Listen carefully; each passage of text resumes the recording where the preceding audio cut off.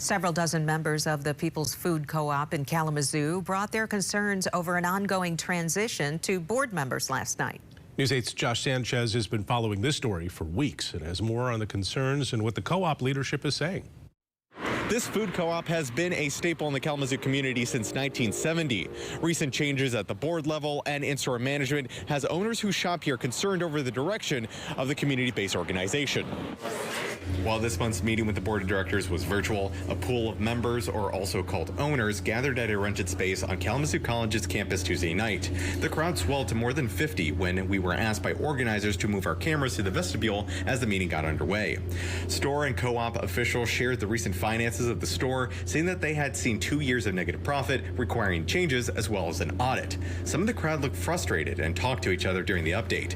Charles Overberger says he has been an owner since the 1980s. He says it's a community, one that opens the door to items you might not find at other stores. A lot of local food, especially in the summer, and they're important to the community. He says he came here for clarity on the situation. However, I can see exactly how it happened now, and it has to do with incompetence on the board. That's really what's going on. And the people who were in there who knew what was going on all got canned at once. I mean, they literally fired everybody within 2 weeks, 2 to 3 weeks.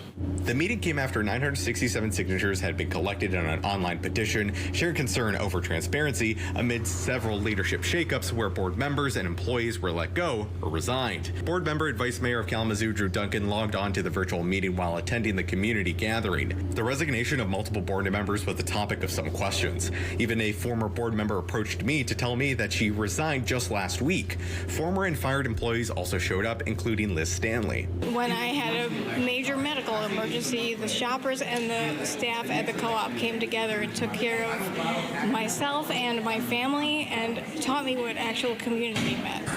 With nearly 16 years dedicated to the store, she says she's concerned with what she saw as a lack of answers, but seeing the community support provides some comfort.